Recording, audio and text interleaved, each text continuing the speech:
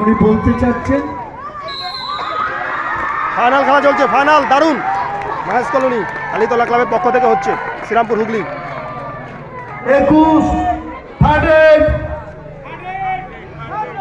21-27 ব্যবধানে দ্বিতীয়ার্ধের খেলা চলছে।